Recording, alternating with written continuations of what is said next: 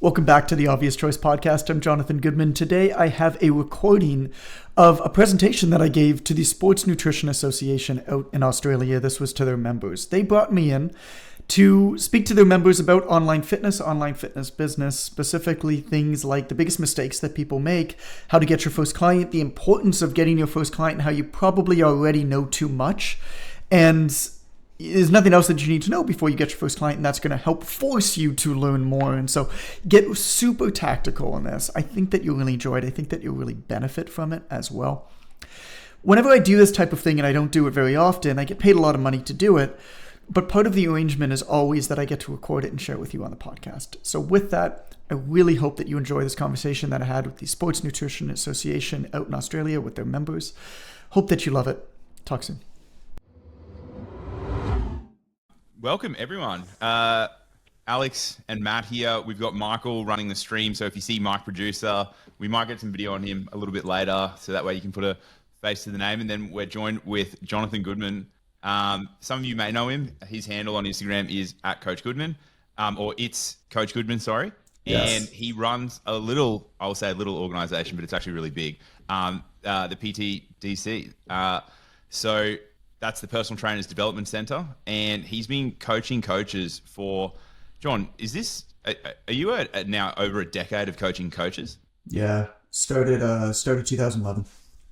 Yeah, there we go. So he is like one of the first people to really start coaching coaches to optimize their services, their businesses, so that way you can be set up to be better practitioners, and was really one of the first people on and pushing for the online coaching movement as well.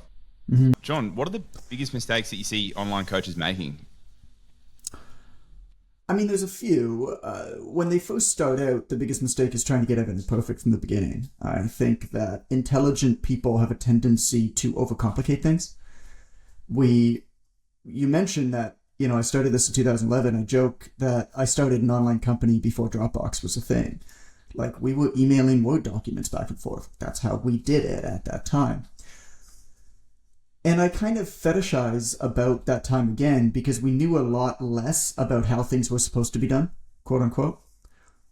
And that gave us a lot more freedom to be perhaps optimistically ignorant around how we have to do things based off of whatever said guru said is the best way to hack the algorithm today.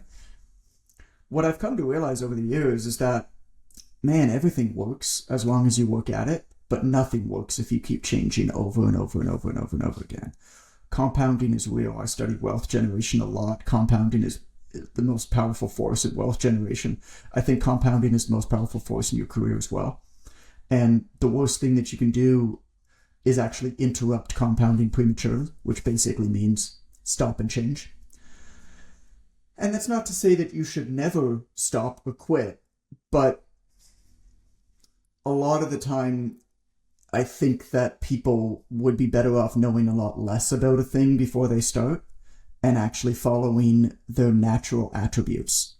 For example, everybody always asks, what's the best social media to use to get clients? And I always take a step back from that question because I would say, well, actually, let's work backwards from the problem instead of forwards from a presumed solution. Why is social media a presumed solution as the only way to get clients? What if we work backwards from the problem? What's the problem? I need to get a couple clients, man. Okay. What's the straightest path to that based off of the advantages and the elements of leverage that I have? Where are my existing connections at? What are my geeky obsessions, my hobbies? What's the 1% that makes me different from everybody else, not the 99% that makes me the same? Sure, you can build a workout. Sure, you can give a diet plan to help somebody lose fat or gain muscle, whatever it is. So can a million other people online. Who gives a shit? Why is somebody going to choose you? Well, differentiating yourself online is a very difficult thing to do. At this point, if you have a podcast, even to use the most extreme example, you're going up against full-blown media studios. If you're creating an Instagram post, you're competing against people who are full-time social media creators. I mean, I write words on Instagram. And I'm starting to do videos now. I'm going to be spending $12,000 to $15,000 a month, not on content creation, purely on content editing and repurposing. And that's like not much. I mean, the people you're competing against, if you're creating content on just how good that piece of content looks, or how entertaining it is, or how well produced it is, or whatever it is, you're competing against people with teams of 5, 10, 15, 20 people working for them. You're going to get your ass kicked. And that's not to say that you shouldn't try. That's not to say you shouldn't do content. I think we're going to talk about how to do it. And I have a framework, basically a 4-stage framework, depending on what stage career you're at, of what to do. But it's just say, okay, well, how can I do this thing so that I have an advantage in my unique way? Versus trying to copycat everybody else because it's quote unquote the best way. I see a lot of coaches out there trying to collect way too much information about how they should go about coaching or how they should go about trying to get clients, whereas the reality of it is the most important piece of information, the most important thing that you could ever know is yourself. Do you like to speak? What do you like to do in your times when you're not coaching? I'll give you an example. I had somebody that we worked with, and her partner owned 3 CrossFit studios in Poughkeepsie, I think it was called Poughkeepsie, New York, which I checked in is a real place. It sounds like an Australian city, actually, but I lived in Australia at one point. Did I tell you that? No. I did, yeah, man. I did a semester of school at Vic Uni in Footscreen and in Victoria. Yeah, wow. That's awesome. Yeah. Anyway, so I know all of the funny Australian slang. But she came to me, and they own 3 CrossFit studios, and they won like best CrossFit studio in our neighborhood and stuff like that. And they were trying to build an online business, and they were having trouble like getting clients online, and they were confused about it. I was like, yeah, that makes sense. Like in your neighborhood, you guys dominate, you kick ass, sure. But online, you're just another person creating fitness information online. And you just started doing it, and these other people have been doing it for a decade plus. So you can't reasonably think that you are going to be better than somebody else at something that you just started doing and they've been doing for 10 years. You're just not. It doesn't matter how skilled you are. It doesn't matter who you are. But I said to her, I was like, okay, outside of fitness, outside of CrossFit, what is something that you're just like geekily obsessed about? Like, what is something that you are unjustifiably obsessed about? And she said, astrology and cometology. So like the study of comets and stuff like that. I was like, cool. So I saw this thing the other day. This is when we were living in Mexico last winter. I was like, I saw this thing going through the sky. It was like, it had a trail of lights behind it, and we thought it was the green comet. Somebody else said it was a bunch of aliens, but I think that he was doing drugs because we're on the beach in Mexico at night, and a lot of people do drugs. And then my kid thought that it was also an alien, but we're not sure. She's like, she's like, oh, you saw it? Oh, that's super cool.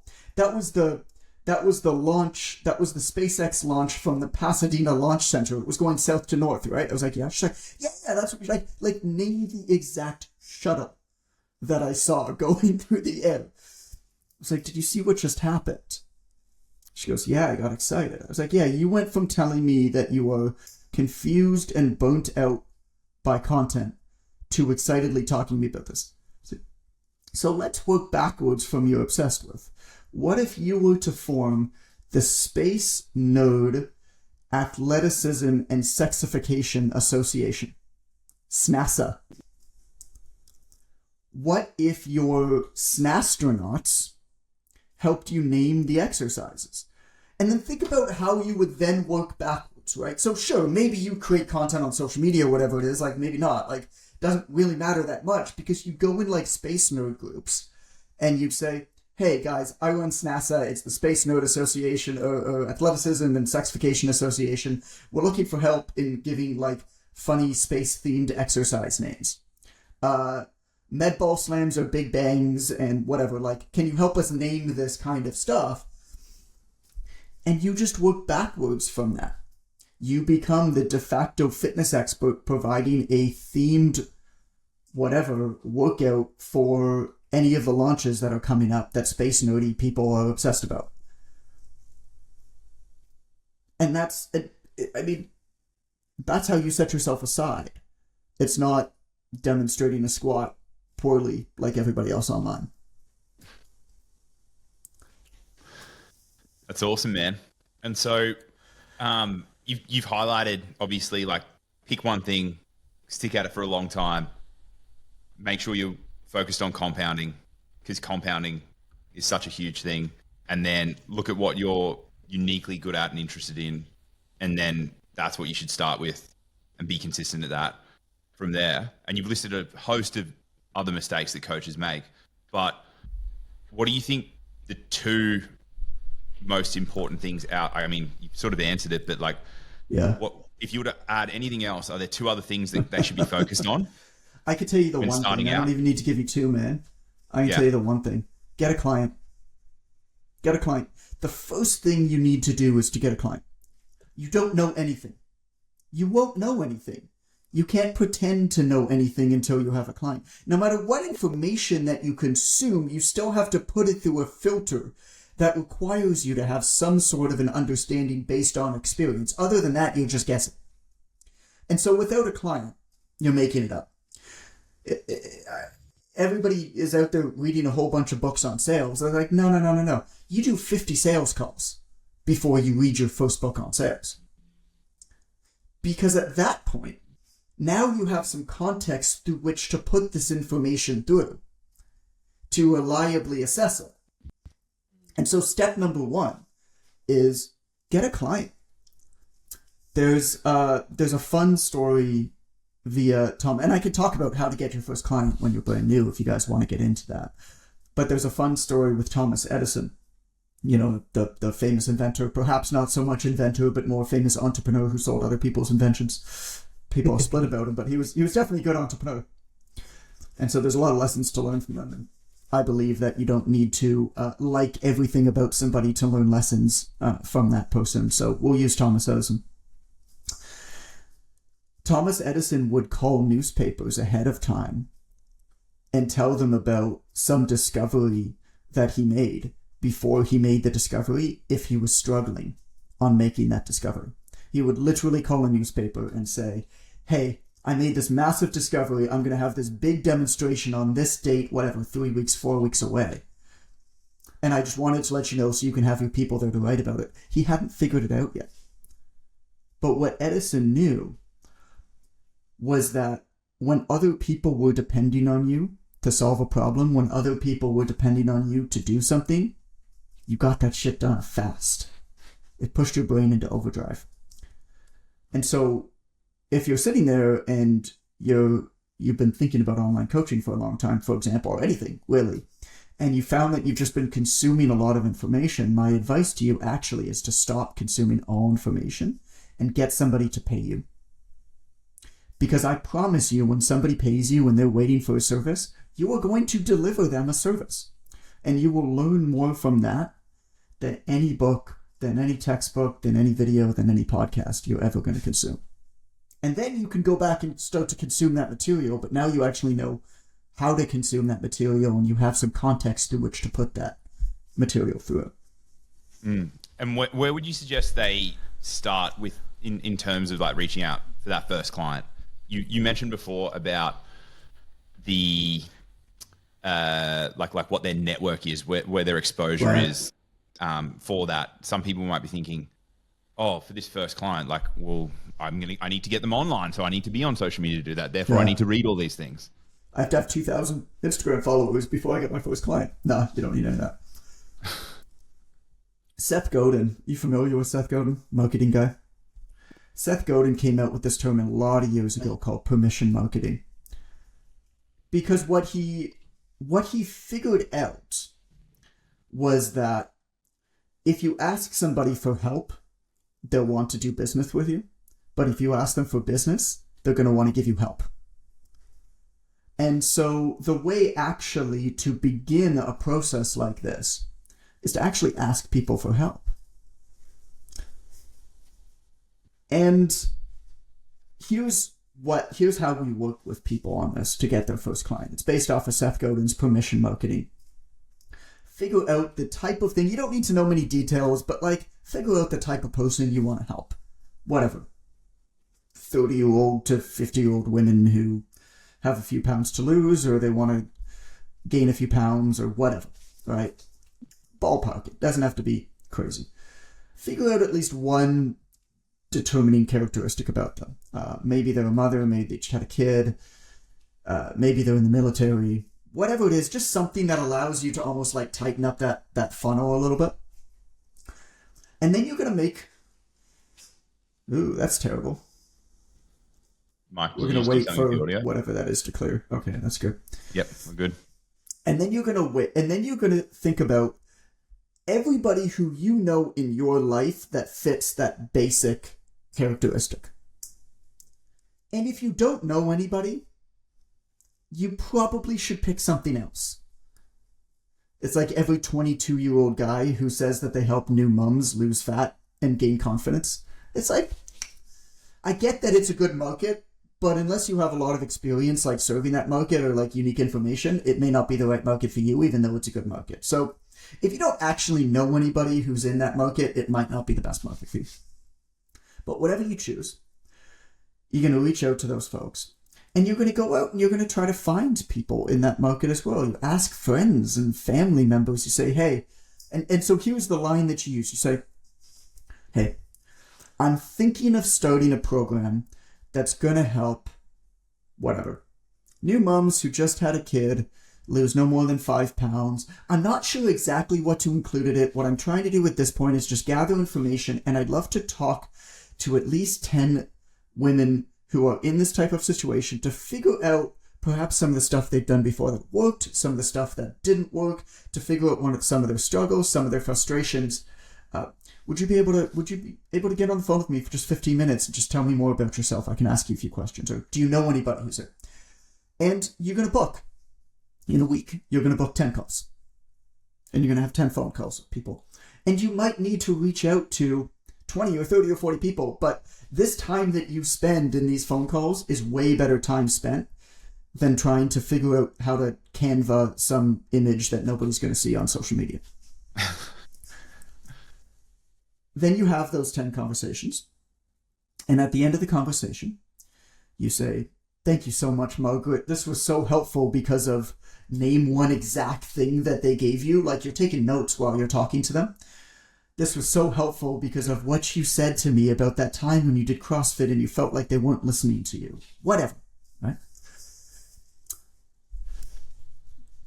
Do you think I could swing back in about a week's time? I'm having a couple other conversations with people. Do you think I could swing back in a week's time? I'd love your feedback on the program that I put together based off of the awesome information that I got from you.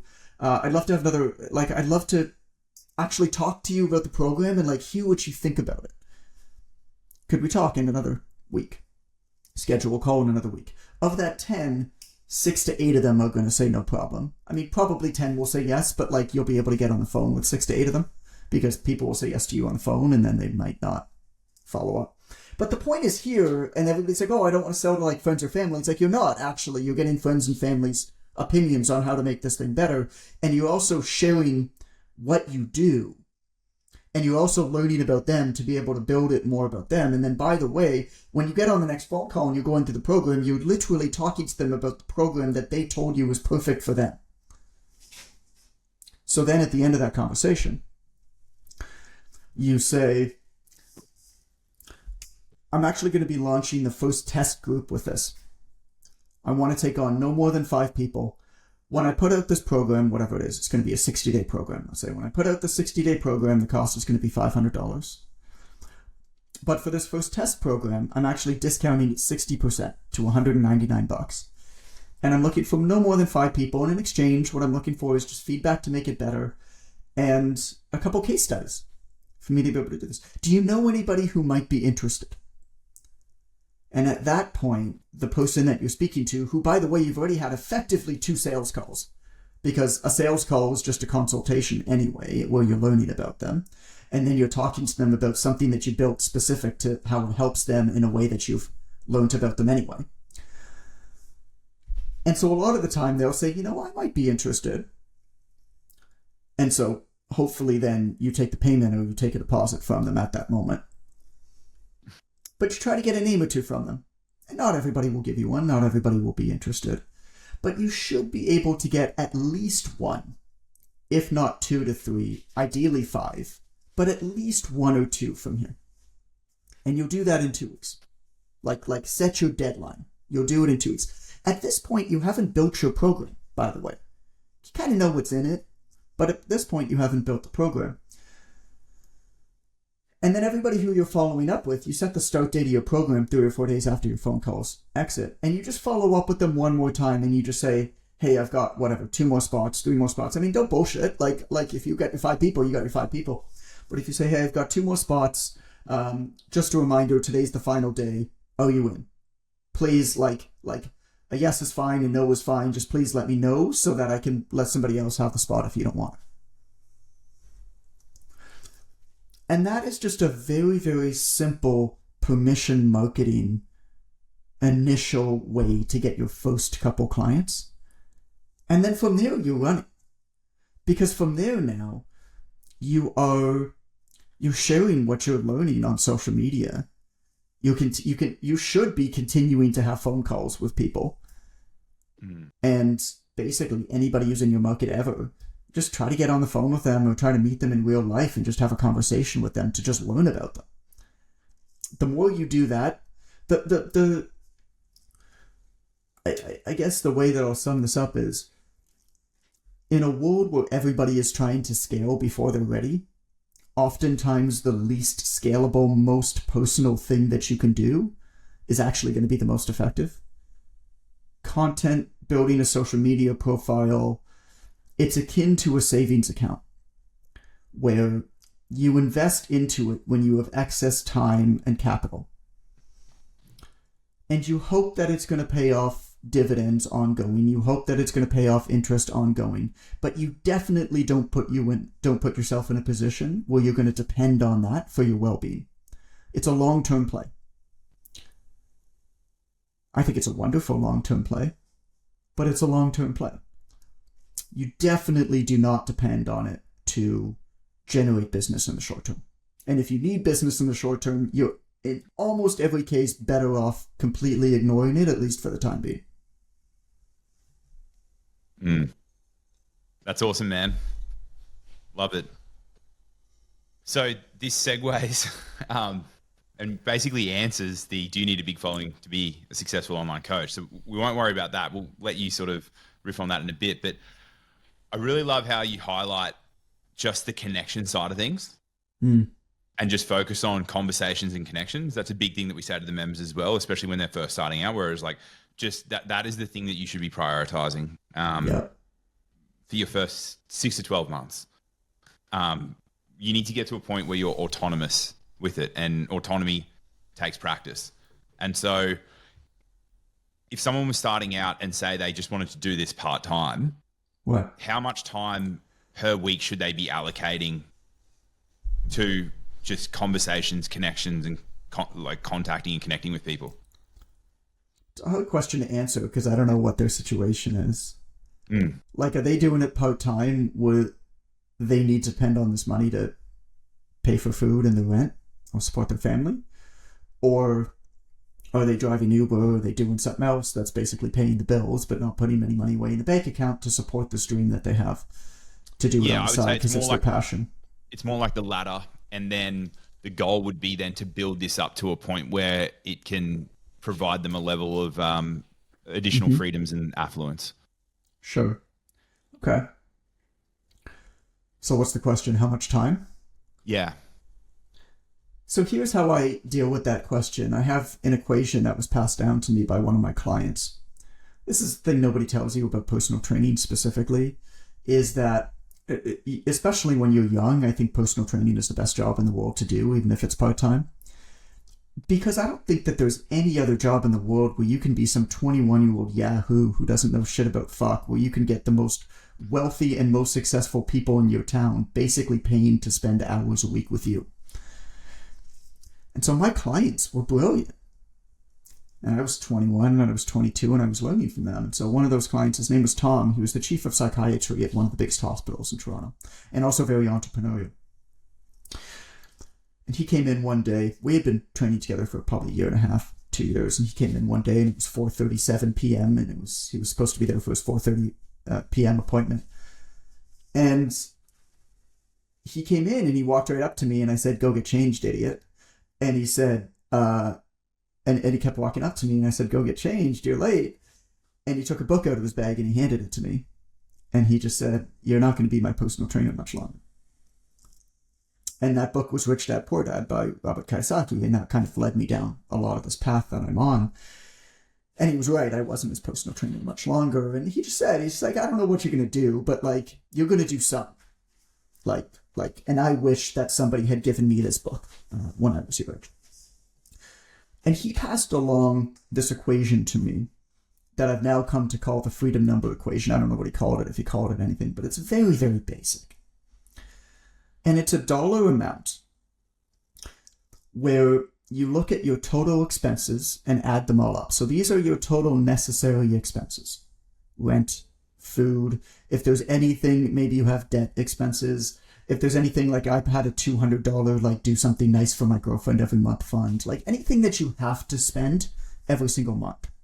What is that number? At that point, because I was young and didn't have many expenses, it was $2,600. Right now it's way more than that, 2 kids and stuff, but at that point it was $2,600. And then you look at any amount of money that you're making from either passive income streams, investments, passive, whatever, or doing stuff that you would do until the day you die, even if you had $100 million in the bank. And you subtract the second from the first. And the second might be zero. Like you might not have any of these things, and I didn't at that time. So, my number is $2,600. Whatever that number is your freedom number. And the reason that I really like this, as I've come to understand now, is because fear completely messes with our heads. Seneca once said that if you wish to stave off all fear, imagine that the worst that can happen most definitely will happen. Fear is an irrational response to the unknown. We fear things because we haven't defined them. If you actually define a problem, problems are a lot less scary most of the time. And so there's this process called fear setting where you effectively imagine the worst case scenario as a tool to enable yourself to take action. So and in some cases, right, you might imagine the worst case scenario and say, "No, I'm not, if that happens, my world is over." And you don't take action, which is fine. But in life, I think a lot more people would be a lot more successful if they get better at making binary decisions. This is either a go or a not go. None of this in-between stuff. None of this, this is just okay. I'm going to do this or not do this. And both of those things are perfectly fine. So whatever your number is, like I said, my number was $2,600 at the time. It's way more than that now, but my number was $2,600 at the time. What are you doing right now to make that amount of money? So let's use for the example, let's say you're driving Uber, okay? Which I think is a wonderful thing to do. Like, you can turn it on, you can turn it off. I've got a 6-year-old and a 1-year-old. Like, you don't have to miss anything with your kids. You can do it completely on your own schedule. I think it's a great thing to do as a part-time gig as you're building up your dream. But now you know what number you need to hit so that you're free to explore and to build. And that's the element that I think is missing a lot of the time, is in order to feel like you have permission to fail. Because I think that freedom is providing yourself an opportunity to fail. I really think that that's the best definition of what freedom is. But I think in order to fail, in order to feel like you have permission to fail, you need to know that your base needs and the people you love's base needs are taken care of. So if you work some other side job, let's say, and that side job is driving Uber, well, drive Uber as much as you need to make $2,600 a month. And then turn off the app, and then have as many of these conversations as you can have in building up this business. And every dollar that you make in this business subtracts a dollar that you need to make from driving Uber, as long as you're making that dollar reliably and consistently. And then you can immediately see how those lines are going to cross over time. And you start to be able to commit more time and more mental energy to that other thing that you ultimately want to do. That doesn't mean that you necessarily want to coach online full time. I'm not somebody who just likes to do one thing. I think I own 4 businesses. I'm not even quite sure at this point.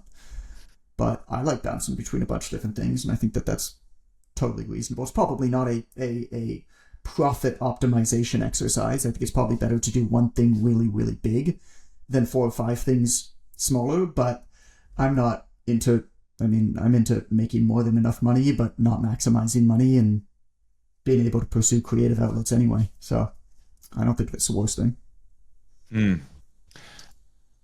That was awesome, John. And then as they're progressing,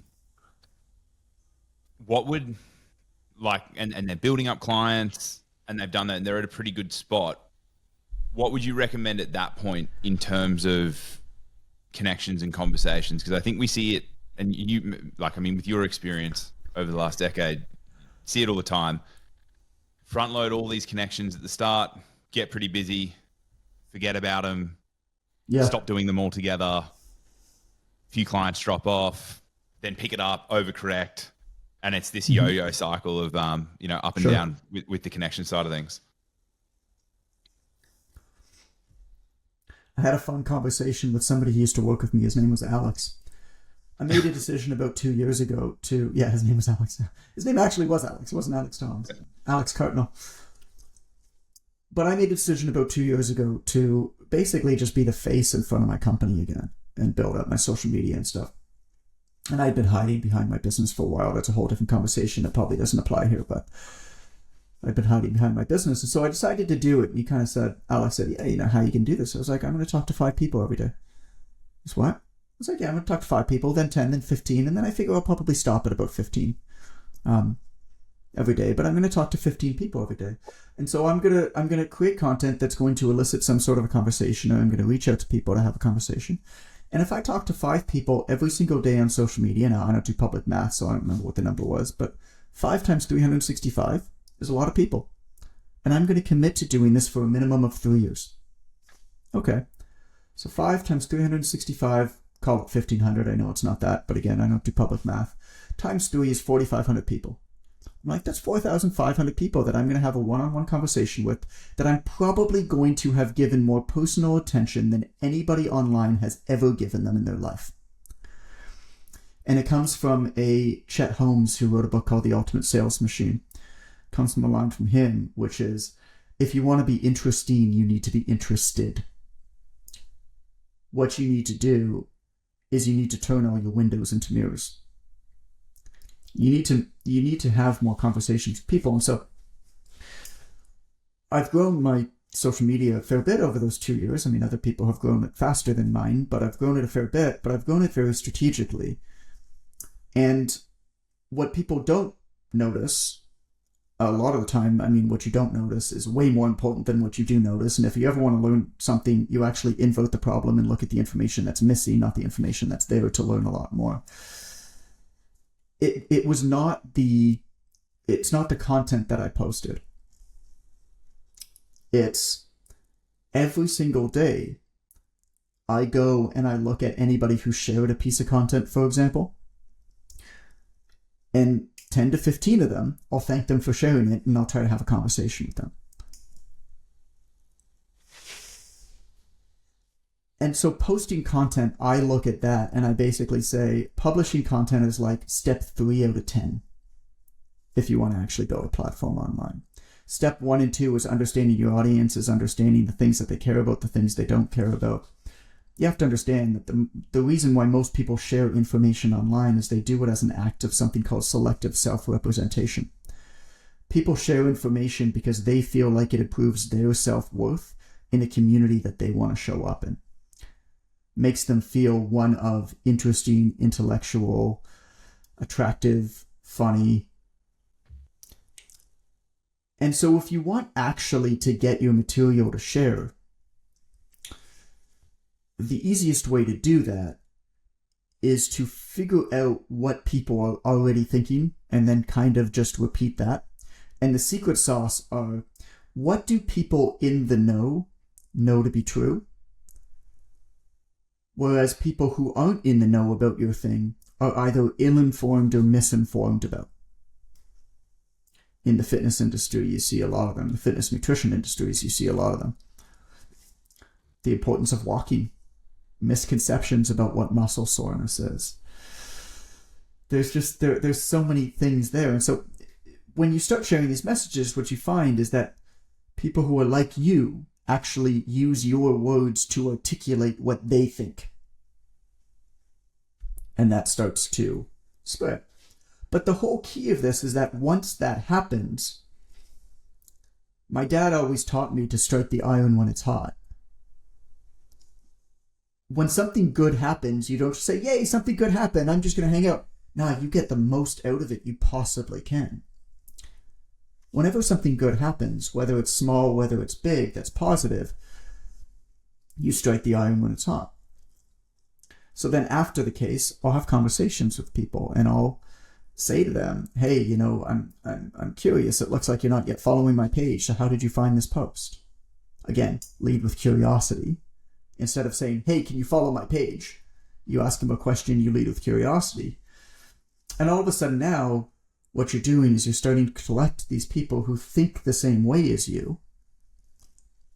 And they're coming back to your own platform and you're sharing more of those types of messages and it just compounds and snowballs over time.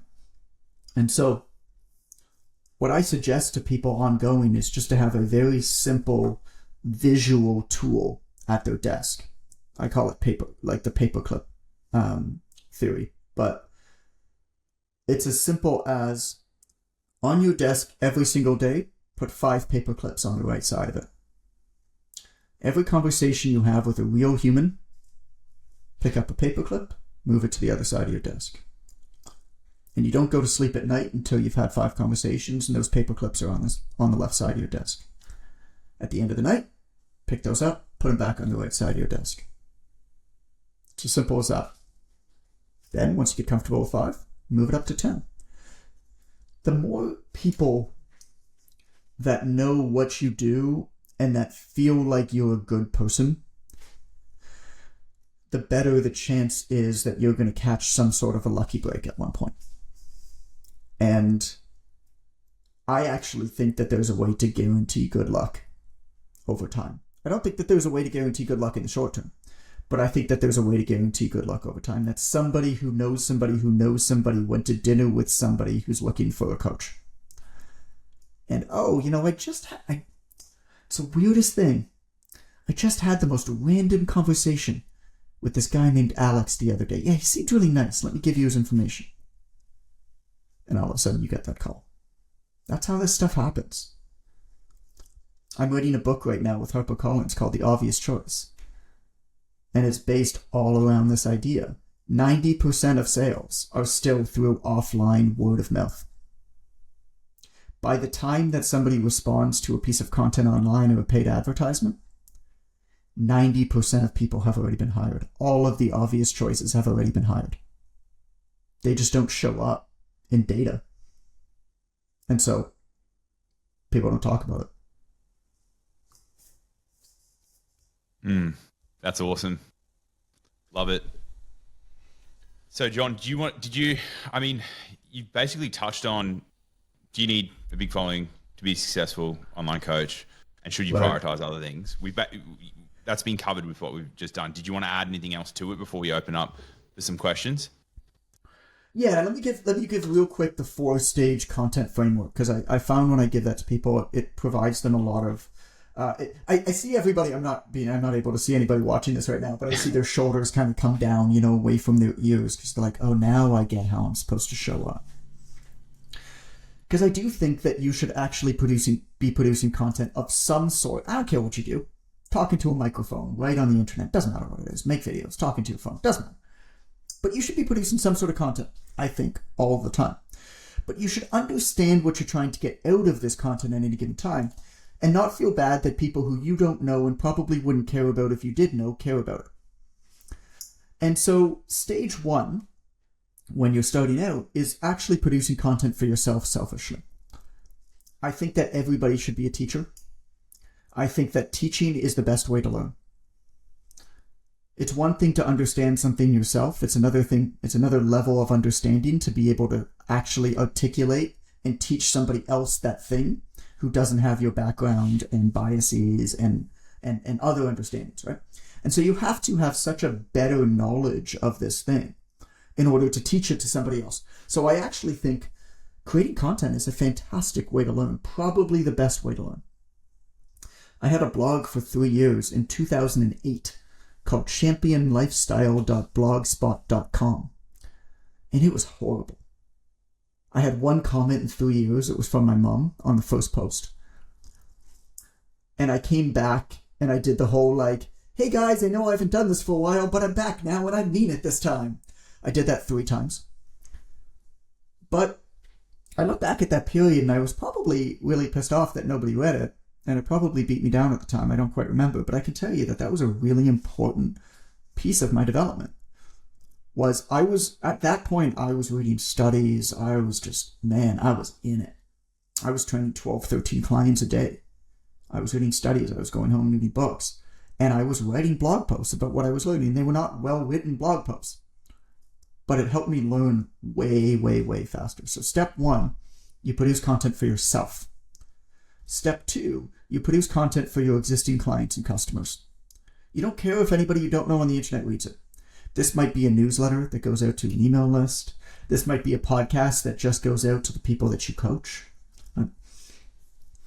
Because at this point, you probably have a pretty good knowledge, but you don't have anything like unique to say.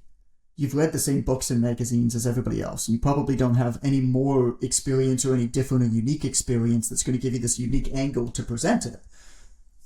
But the people who you work with are going to enjoy getting this important information from you.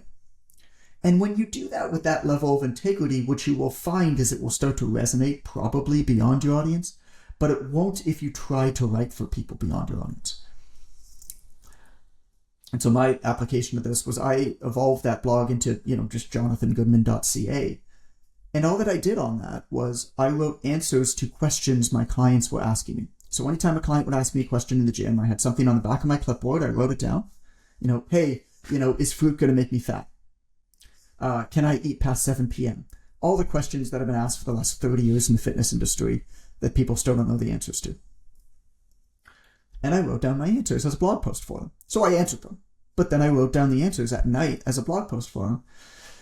And lo and behold, some of these articles started to spread.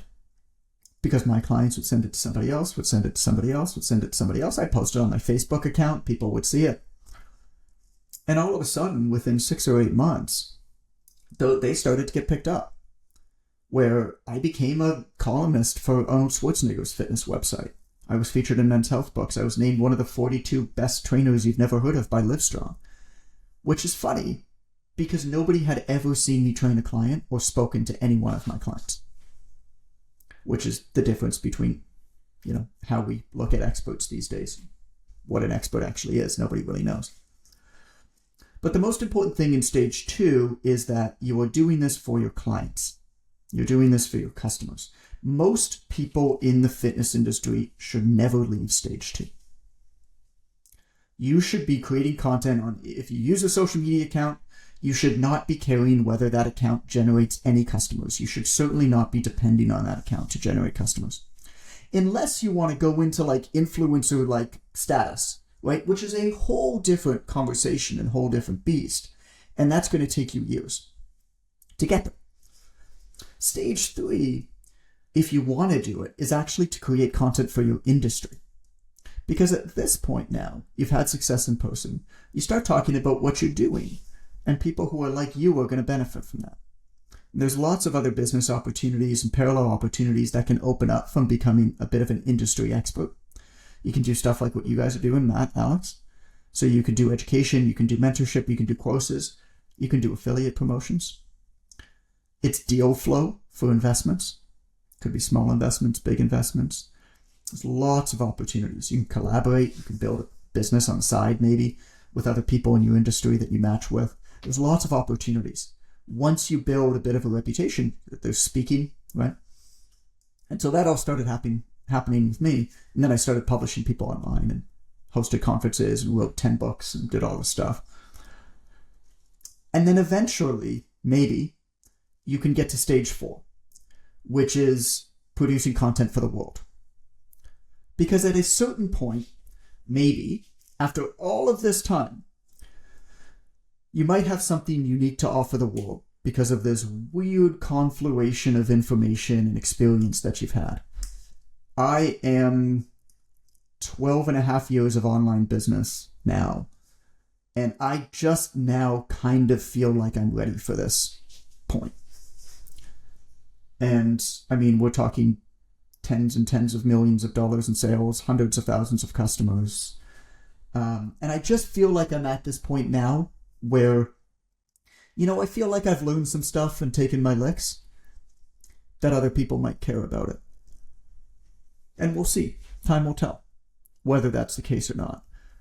But there's this big difference between becoming a thought leader and being an entertainer online. And I think that's the divide that is really important to understand. An entertainer only needs a very superficial knowledge about a subject, and they entertain around a subject. Right? They dance, they create nice videos about it, but actually it's all very entry-level 101 level content, because at any one point in time, there's going to be a much bigger audience for beginner-level information than other ones. And so in social media, where the algorithm is going to favor whatever gets the most engagement, you have to understand that social media platforms' goals are largely misaligned with yours all of the time. Their goal is for you to stay on their platform as long as possible. Your goal is to get the fuck off of their platform as fast as possible so that you can build your business. Those are completely misaligned. And so the metrics that they show you and the things that they reward using their algorithm is actually often completely juxtaposed with what you want. And so they want to reward entertainers. And there's nothing wrong with being an entertainer, but the entertainment business hasn't changed. Long time horizon, low odds of success. It's an outlier industry, which means that the people who win are going to win massive, and most people are going to wait tables basically for free or for very little money for a long period of time. And if you understand those rules of engagement and you knowingly sign up for them, wonderful. Take your shot, man. A thought leader, on the other hand, is somebody who has a lot of people who really trust them as an expert in a thing. They clearly have some sort of advanced knowledge or insight into that thing. Very different from an entertainer. Entertainers can only really sell based off of fear and emotion or just pure exposure, which means it's going to be largely low-cost items like supplements, clothing, skin creams, that type of thing. Like $10 membership sites, like that kind of stuff, which can work if they get big enough. And there are some examples of people that do very, very well with those, but not many. And you don't have to look very far in the fitness industry or nutrition industry to find, Joe Smith, or whatever, like Billy the IG Fit Kid, IFBB Pro with 300,000 followers who's promoting a supplement coupon code and think, that's the best you can do?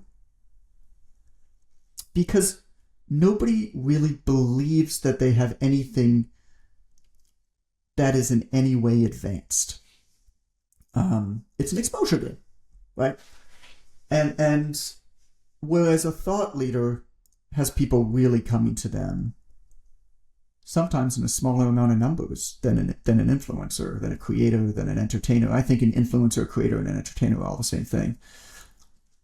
But they sometimes have fewer people to come to them. But those people who come to them are willing to pay them a lot of money for a very little bit amount of time.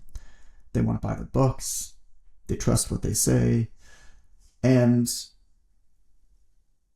the reason why it's so valuable, the reason why reputation is so valuable is because it's so hard to earn. And it takes a long time. And it takes a willingness to do the things that other people aren't willing to do. Which is put your ego aside, put your head down, do the work, and do the stuff behind the scenes, like building the relationships for a long time, without the dopaminergic addiction of, hey, I'm going to put out a reel. Oh my God, I got likes today. And it's just different. I don't think either one is better or worse. I just think it's really, really important to figure out what game you want to play and understand the rules of that game and not conflate the two. I think that's where people get into trouble.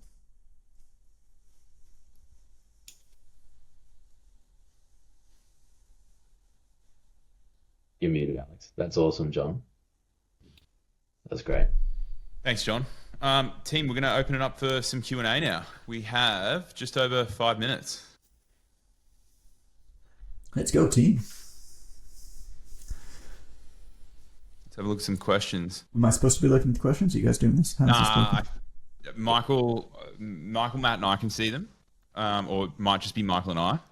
So I just want to call out something that Susan said in the chat. It takes conviction in your cause to ignore those that are selling the quick fix. Hell yes, Susan. That is awesome. That's it. So, John, I think you can see them as well. So, team, if you've got any questions, now's the time. Pop them in there, and if not, then sweet as well. I've got a quick one for you, John. Yeah, what's up? I've been following you since 1K Extra, which was Oh, I think your God. first product. It was not actually. 1K was Extra not? was like my fourth product, so there you go. There you Yeah, go. man. 1K Extra was 2013. I had hosted 3 conferences, turned 2 of them into video DVDs, and maybe it was my third one then. We did a couple pretty quick after that. I can't remember exactly what order they were in. But yeah, it was at least the third. You talked about, and just in that last little bit, about it takes a long time to build your reputation. Yeah. And I think I've seen something from you on social media how it's also the converse of that is it's very fast to destroy your reputation as well. Sure. Yeah. Um, I'm what not the are one who what first said that for sure, of course, but yeah, it's true. what are some of your experiences in building that reputation and potential mistakes you've come across along the way?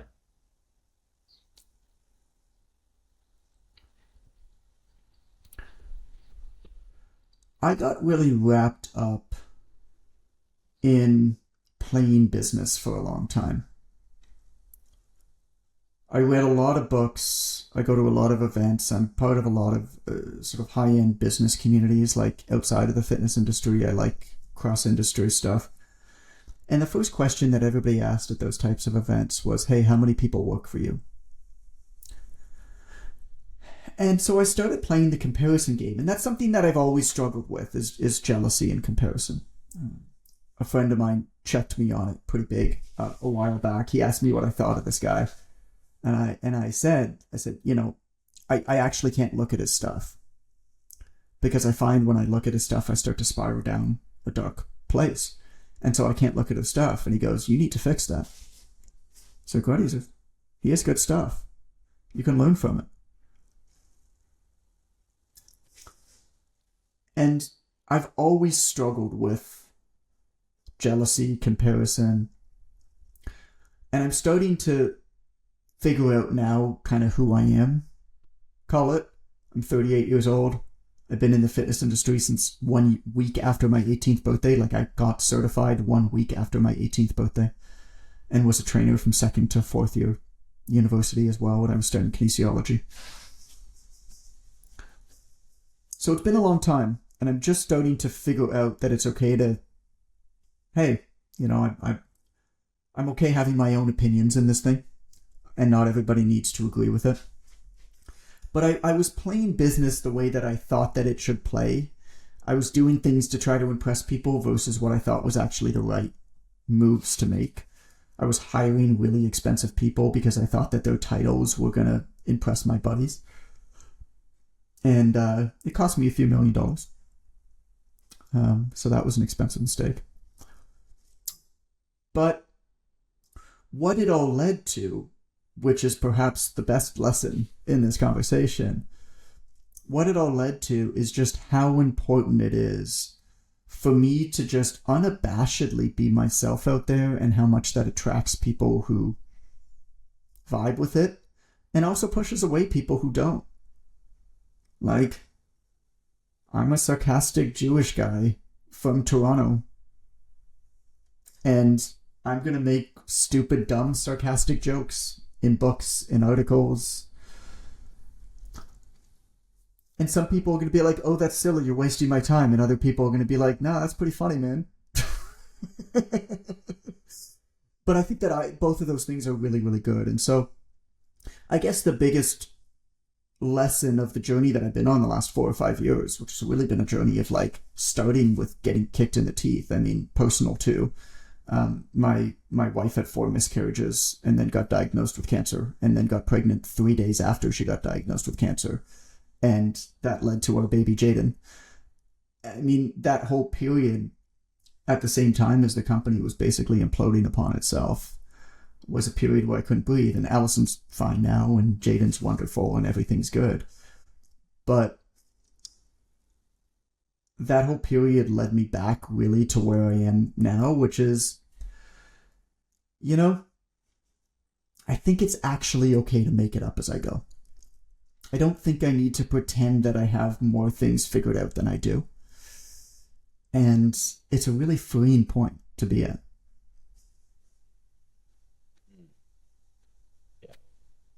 Yeah.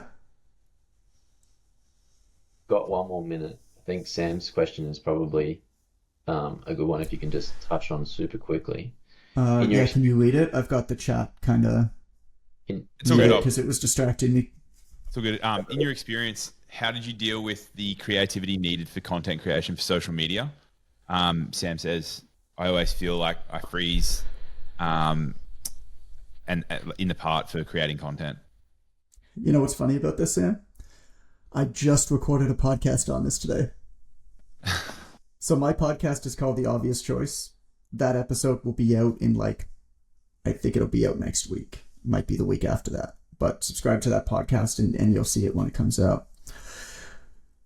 I have 2 co-hosts on the podcast, Ren and Amber, and their answers were much more tactical.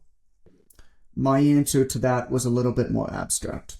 So their answers was more about following the right types of people, looking at questions that folks ask in the comments, and actually answering the questions that other people ask in the comments to like follow an influencer who does the same type of thing as you, who gets a lot of engagement, and just look at questions in their comments and basically just answer them. That was their kind of tactical answers, was similar type of stuff to that. It wasn't exactly that. That was part of it. Mine is much more abstract, which is gather as many weird and random and wonderful experiences as you can. I have traveled 4 to 6 months of the year every year for the last 12 years. I've lived in 11 different countries. I've visited over 30 countries in that time. I've seen a lot of things, a lot of different ways that people live. But even in my own neighborhood, when you look up from your goddamn phone and look around you, you'll start to recognize a lot of really, really neat things and ways that people have solved problems. Like I was walking down the street. Are we okay going a couple minutes longer, guys? Go on. Okay. I was walking down the street, Sam. And it was after a workout, my wife and I were together. We were walking down the street and somebody offered us samples in front of the store. You know, an everyday occurrence, like somebody's like handing out samples in front of the store, right? And it was a little cup and they said tiramisu.